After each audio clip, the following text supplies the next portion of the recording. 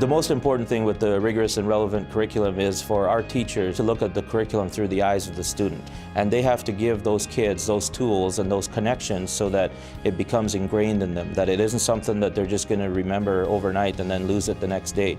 This is something that they have to make meaningful to the kids and relevant so that when they do leave here, there's lots of things that they can transfer to make it a part of their everyday life. I think that rigorous and relevant curriculum is when students are engaged at a level that they understand why they're learning what they're learning and they want to learn it. And so they devote a lot more of their energy and their time into doing so. You know, I think if we can build relationships with our students, with one another, it's really easy to make the curriculum relevant because we know about their lives and we can actually build specific examples into, what we're looking at.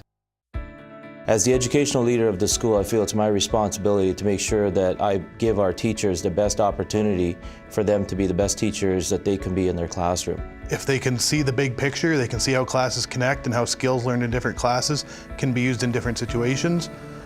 They can apply that to real life, they can apply it to their learning, and they can apply it to their future in society.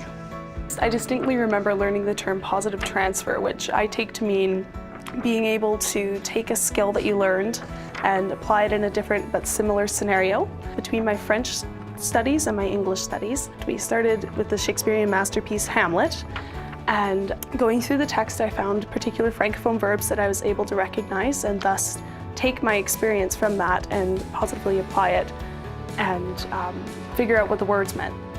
I get to live in a world in Comtech where I deliver a unique skill set to students in audio and video production, and after they've become comfortable with that skill set, they're always anxious to bring it into their other classes, be it a social studies video on the French Revolution or a French weather video. There are also a lot of opportunities that are bigger than us, and we need to provide avenues and access to those things for our students by bringing people in. Schooling just doesn't have to happen in a high school. It can happen outside of the walls of a school, and that's where the importance of community comes in. We have to rely on our communities and members as stakeholders in our schools to be a part of that educational journey for our students and be able to take advantage of those experts that are outside of the schools.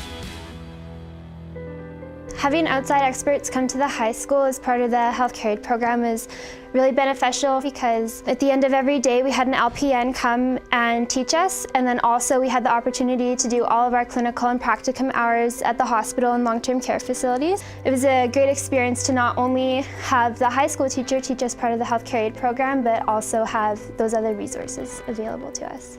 For the students, I think it's important that they see we are involved in feeling they're important to us.